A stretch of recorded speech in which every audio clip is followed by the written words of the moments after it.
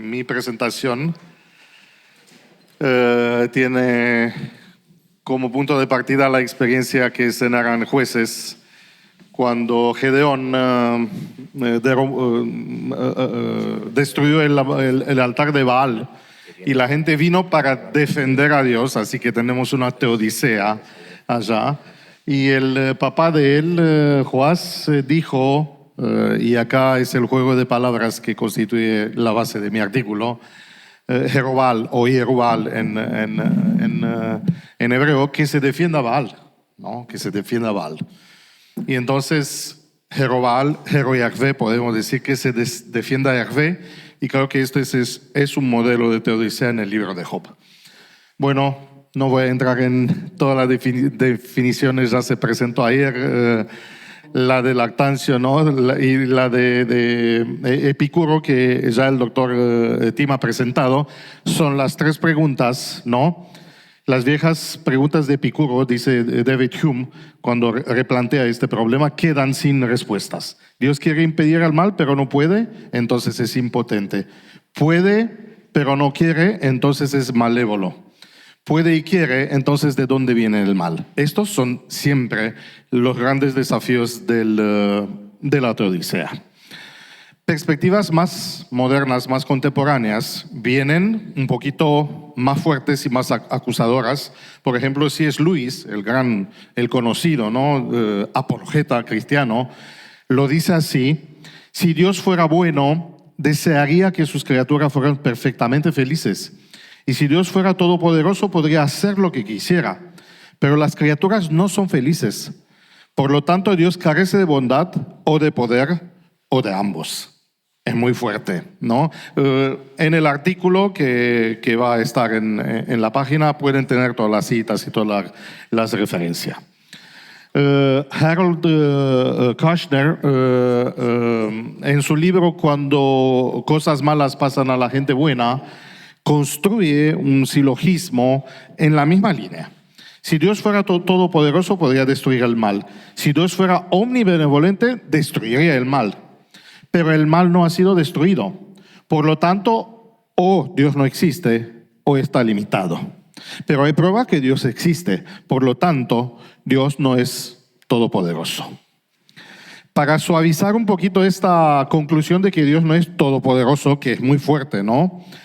Kushner introduce la idea de las limitaciones de Dios, ¿no? La resuelva, su modelo de teodicea es resolver esto diciendo: reconozco sus limitaciones de Dios, está limitado, y fíjense cómo lo plantea, en lo que puede hacer por las leyes de la naturaleza y por la evolución de la naturaleza humana y la libertad moral humana. Así que puede, pero no puede porque hay límites. También nuestro querido hermano John Peckham, ¿no? Que hace un buen análisis en este libro, que es un libro de teodicea y que les recomiendo que lo lean, introduce, como somos adventistas, el paradigma del gran conflicto con una clave, pero él dice que esto de la libertad humana crea problemas también adentro de la teodicea. Y dice: es verdad que el libre albedrío, o la tesis del libre albedrío, resuelva el problema porque el mal es resultado del mal uso del libre albedrío. Pero hay preguntas. ¿Por qué un Dios omnipotente y omnibenevolente concedería tan libre albedrío a sus seres? ¿No? Si hay buenas razones para creer que de verdad Dios ha dado el libre albedrío a la gente, y si el libre albedrío de la criatura explica toda la problemática del mal, que es muy compleja. Así que no tenemos una respuesta final aún desde nuestra perspectiva.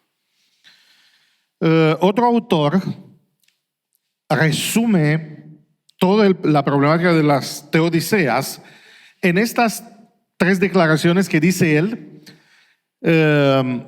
Se puede resumirse en las siguientes afirmaciones, los modelos de teodicea. Dios es omnipotente, Dios es, no sé cómo traducir, omnibenevolente, ¿no? Existe este término, bueno, y sin embargo el mal existe. Existen contradicciones entre estas tres proposiciones, de modo que si dos de ellas fueran verdaderas, la tercera sería falsa. Pero al mismo tiempo las tres son partes esenciales de la mayoría de las posturas teológicas. El teólogo, al parecer, debe adherirse a las tres y no puede hacerlo de una forma coherente. Para resolver esto, y en el modelo que Leibniz propone, son 4 dimensiones que son importantes y que la teodicea tiene que resolver. La idea de la unicidad de Dios, que Dios representa la bondad y la justicia, que este Dios tiene poder en este mundo y que el sufrimiento y el mal son una realidad en este mundo. Estos aspectos lo vamos a ver cómo están vinculadas con diferentes modelos de religiones y tipos de teodiceas que existen. Vamos a verlo. Teodicea en el mundo politeísta.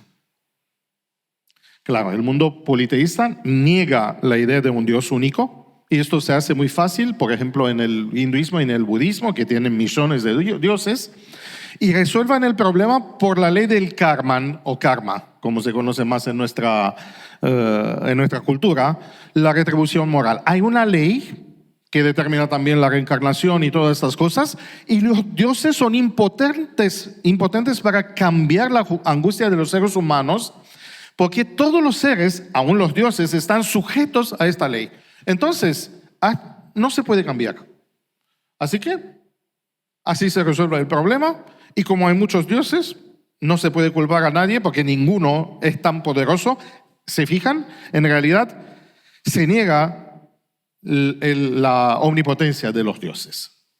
Otra solución está en las religiones de tipo védicas. Por ejemplo, la idea de que el sufrimiento es una ilusión. ¿Sí? El tramo detrás del universo es un principio que se llama Maya, que es en realidad una ilusión que tenemos de existencia, y como es una ilusión, no hay problema. Más, como Maya, esta ilusión no afecta el alma inmortal, entonces el sufrimiento no tiene relevancia para el ser humano. Y uno dice, ¿y cómo? Porque lo sentimos, lo vivimos, no, es todo una ilusión, y entonces así se resuelva el problema del mal. El mundo politeísta, hemos hablado del Oriente muy lejano, pero en el Oriente próximo, o Oriente cercano, tenemos otros tipos de soluciones para el problema del mal y las relaciones de los dioses con el mal. Uno, y el más simple, es asignando roles diferentes o distintos papeles a las deidades. En estas estructuras religiosas es posible interpretar el sufrimiento como causado por demonios o deidades malignas, o por la suposición de que las deidades principales se han enfadado. Entonces, el mal está, pero hay también dioses buenos. Y entonces hay que evitar o hay que resolver el problema de los dioses malos para resolver el problema.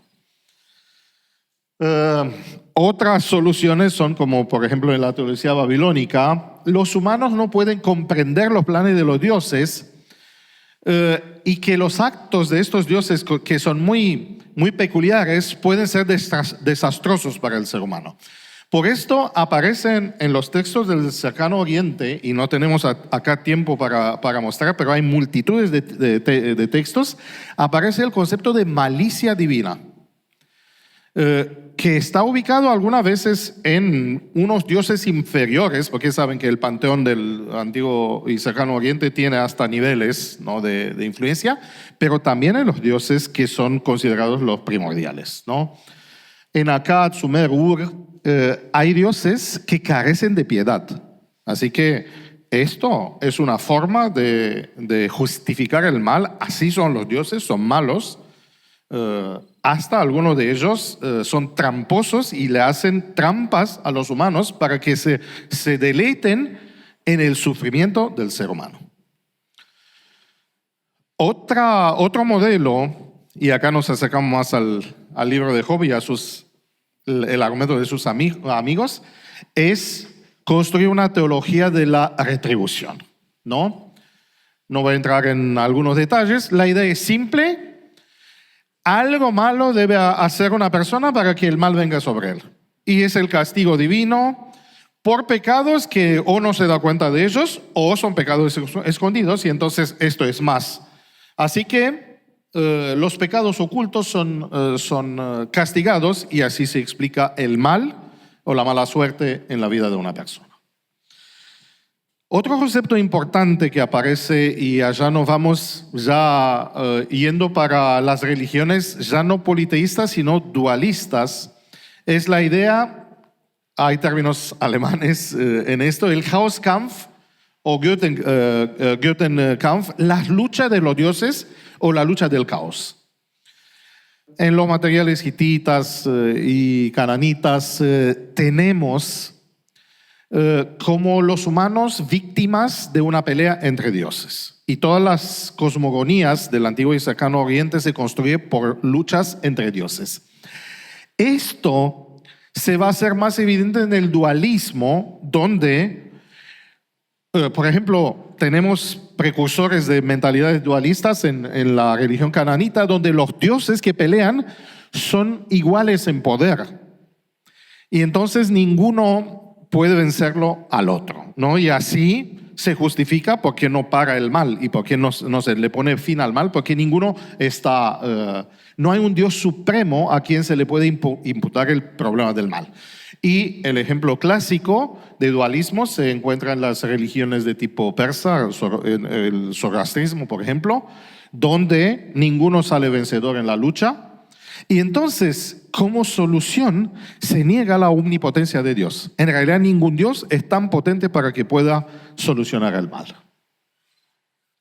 Las religiones monoteístas tienen un problema más grave, porque si en las otras pueden culpar a algún Dios por el mal que existe, en el monoteísmo no podemos separar la idea del mal de la existencia del Creador. Y acá se entra en conflicto con algunas de las características fundamentales del ser divino, ¿no? Su bondad, su justicia o su poder. El monoteísmo tiene que resolver este problema. Fíjense, el dualismo lo resuelve fácil, el politeísmo más fácil, pero el monoteísmo tiene un problema. Y esto se va a ver en el concepto de justicia divina, que es también un problema para el lector moderno. Muchas veces la gente cuando lea textos del Antiguo y Cercano Oriente tienen esta sensación que no es justo, porque la justicia divina generalmente se describe como la voluntad de los dioses. Un ejemplo, los escritores bíblicos, por ejemplo, consideran una cosa justa que Dios ha dado la tierra santa a los cananeos, cosa que hoy día nosotros con nuestra perspectiva y nuestra mentalidad consideraríamos un problema de derechos humanos, ¿no? Pero es claro en el relato bíblico que esta tierra, al ser conquistada, cumple la idea de justicia y bondad de Dios, que es parte del pacto. ¿Sí? Así que acá tenemos un problema, ¿no? Para resolver de una forma para no poner en Dios el problema del mal, se puede resolver alterando el concepto o negando o la justicia de Dios o la libertad humana. Y algunas veces en las religiones monoteístas tenemos esta solución. Por ejemplo, aparece como una solución un tipo de fatalismo que existe también en las religiones paganas, politeístas, de que hay un Dios que decide todas las cosas y el otro no puede y los otros y las criaturas no pueden cambiar nada. Y de esta forma no hay una discusión acerca del mal, porque el mal está plasmado de una forma u otra en Dios. Por ejemplo, para resolver esta acusación, ustedes saben que hay diferentes ramas en la teología cristiana, como sería, ¿no? la teodicea augustiniana o la toma de Aquino o la calvinista, que introducen la idea de la predestinación que sobrevive hasta en los escritos de Lutero. La predestinación que no da libertad o no da lugar a la libertad humana. Si uno lo mira, la solución que ellos presentan con los decretos divinos que están antes del tiempo, donde Dios decide quién se va a salvar y quién no se va a salvar, la libertad humana está absolutamente inexistente. Ese destino implacable, por ejemplo, en la teología musulmana, en el Corán, ¿no? Y en el islamismo, no se puede debatir la justicia de Dios directamente, ¿sí? Por esto no existe un libro similar en el Islam al libro de Job, porque con la fórmula todo lo que Alá hace bien, se ahoga cualquier intento de abrir una discusión si Dios está bueno o no. En el judaísmo místico, y acá tenemos muchas cosas, o se niega la omnipotencia divina, y acá tenemos una cita de Jacques Ellul, que dice que en realidad la concepción o el concepto de que Dios controla todos los detalles del universo y de la historia sería inexacta bíblicamente y falsa teológicamente. Ni hablar de otras propuestas como son las propuestas cabalísticas. No sé si alguna vez han indagado o han escuchado del Tzimtzum. El Tzimtzum es la idea de que para poder crear Dios tiene que retirarse, hacernos espacio, limitarse. En realidad el Tzimtzum es una contracción o limitación de Dios. Y entonces al contraerse Dios o pierde su omnipresencia o también su omnisciencia. Esta cuestión de la presencia de Dios, que hemos visto que también es un desafío, ¿no?, de nuestra cosmovisión adventista, ha sido también presente en los debates de los rabinos. No tengo tiempo, pero es interesante, solo un pedacito, ¿no? La paradoja del libre albedrío y la presencia de Dios. Fíjense en Pirkei Avot. El sagrado bendito sea, sabe todo lo que pasará antes de que haya pasado. Y se ponen los rabinos la problema. ¿Sabrá Dios si una persona particular será buena o mala o no lo sabrá? Si Él lo sabe, esto será imposible para esta persona de no ser buena. Y así se demuestra que Él no conoce todo lo que ha creado, ¿no? El sagrado bendito sea no tiene temperamento si está fuera de los dichos ambientes, a diferencia de la gente cuyos seres sí hay temperamentos y son dos cosas separadas. Dios y sus temperamentos son una. Y la existencia de Dios está más allá de la comprensión humana. No tenemos la capacidad de comprender cómo el sagrado bendito sea conoce todos los eventos de su creación. Sin embargo, se sabe sin duda que la gente hace lo que quiere sin que el sagrado bendito sea lo fuerza a hacer algo, ¿no? Así que fíjense, Dios sabe, pero no es responsable de lo que va a pasar. Y bueno, podemos entrar en muchas de estas. Se trata de crear una ética de la teodicea, pero es difícil. Es difícil porque si en la tradición monoteísta judío-cristiana el Dios único es considerado básicamente como un Dios amoroso, todopoderoso, que gobierna el mundo con justicia, ¿cómo resolvemos esto?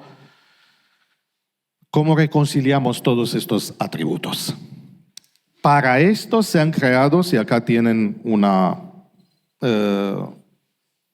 síntesis de los modelos de teodicea que ha creado en los últimos 2000 años el cristianismo, la teodicea del libre albedrío, la teodicea educativa, la teodicea escatológica, donde se espera en el futuro resolver el problema del mal, la teodicea diferida, es decir que en realidad el mal no tiene una explicación y hay un misterio acerca de la naturaleza de Dios, y la teodicea de la comunión. No podemos entrar en todos.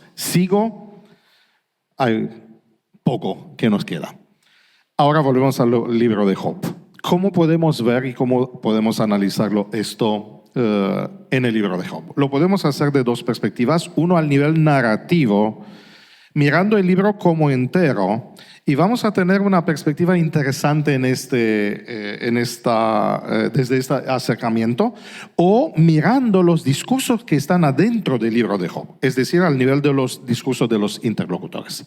Bueno, si lo miramos al nivel macro, y es muy interesante que tenemos la escena del prólogo y la escena de los epílogos, que son importantes para el lector. Primero, que introducen, así como presentaba el doctor Tim, el concepto del gran conflicto.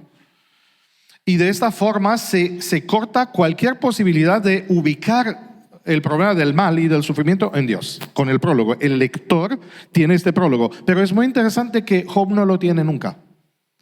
La solución del libro no es que Dios viene y le dice a Job, mira Job, te pasa esto porque Satanás vino y le cuenta el prólogo. No, esa es la solución. Y eso es interesante, muy interesante. También el problema de la injusticia que se genera por el experimento Job se resuelve de una forma para el lector con el epílogo del libro. Dice, Jehová le quitó la aflicción y aumentó al doble todas las cosas que habían sido de Job, y hay una forma de restitución también de sus posesiones, pero también de su familia, que ha sido afectado por la muerte de los hijos y después por los muchos años que Job vive. Así que para el lector, Dios no es injusto, aunque parece injusto. Pero adentro del libro, esto no se sabe. No lo sabe nadie, y es muy interesante que se puede construir una teología, una teodicea, y a mí este modelo me parece interesante, sin el gran conflicto, que es la solución fácil y que para nosotros como adventistas es una solución fácil, pero también se puede sin. Y déjame presentarle esto. Hay en el nivel de los discursos, porque hay diferentes rondas de debates entre los amigos de Job, hay, por lo menos yo he visto como 4 tipos de teodiceas. Dios es justo.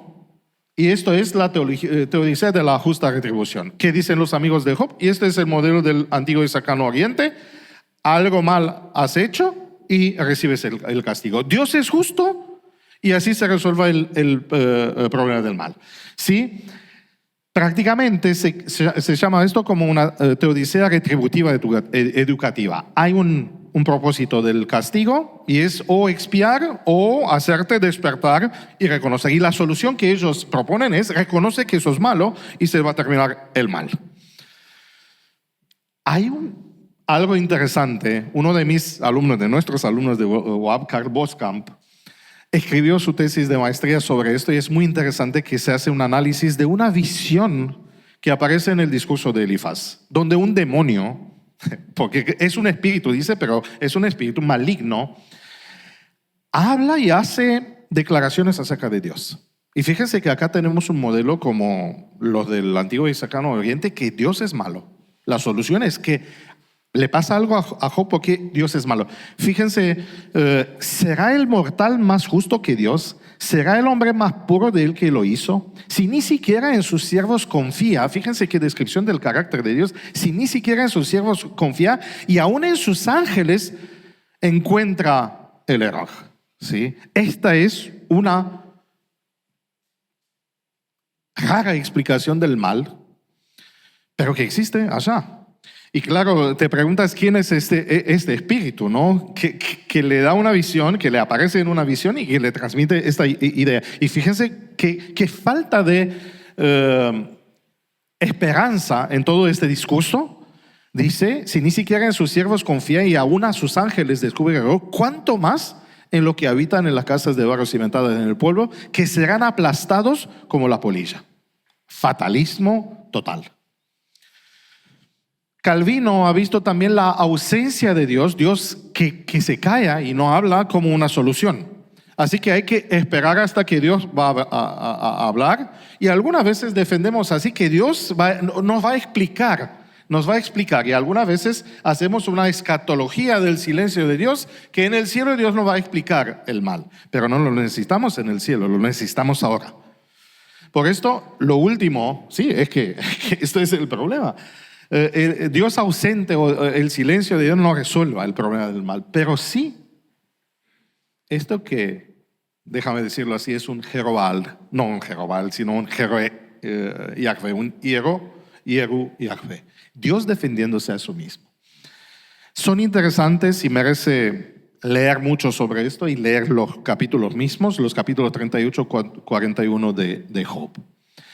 En lugar de hacer lo que uno espera, que Dios venga y explique a Job el problema, Dios no lo hace así.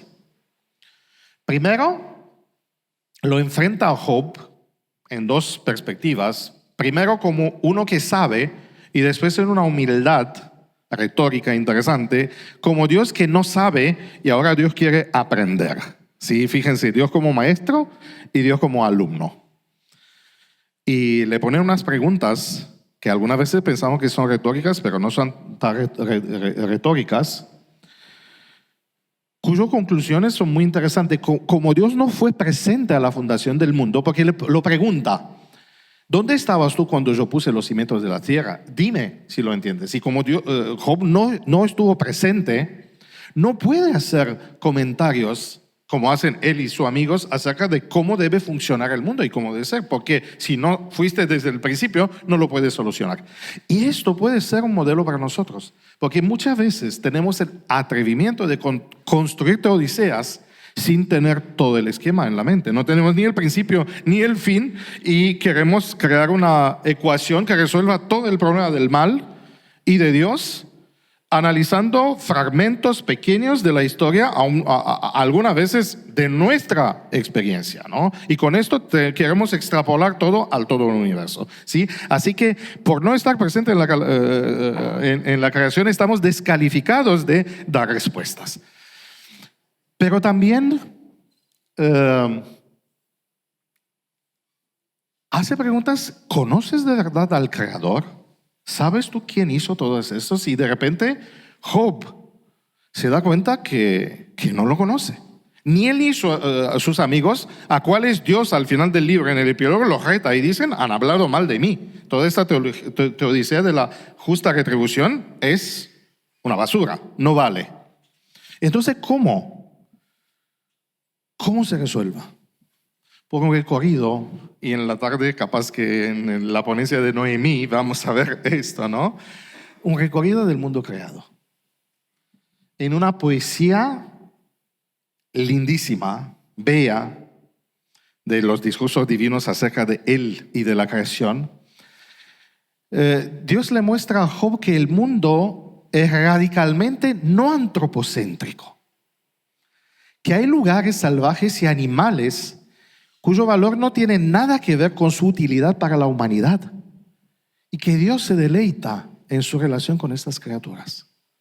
Y una vez que Dios ve y entiende esta revelación de Dios mismo, de repente se da cuenta y él dice, me arrepiento, me aborrezco de todo lo que he dicho porque no he entendido nada. Porque en realidad esto es la teodicea de la autorrevelación, que no necesitamos tener todas las respuestas. Adentro del torbellino hay cosas raras que pasan, ¿no? Que Dios habla y sus discursos son complejos. Pero algo es lindo, que respondió. Y esta visión del libro presenta a un Dios que nos habla. Y este tipo de relación es la invitación del libro de Job, de tenerlo, porque esto no resuelva el problema del mal, aunque no tenemos todos los datos. Hablar de alguien, lo que hicieron Job y sus amigos, o hablar a alguien es una gran diferencia. Y con esto, porque el tiempo ya se ha ido, os invito a que meditemos y nos preguntemos, ¿de verdad podemos defenderlo? ¿Podemos ser apologetas? ¿O sería mejor estudiar esta revelación escrita donde Yahvé capaz que es un modelo?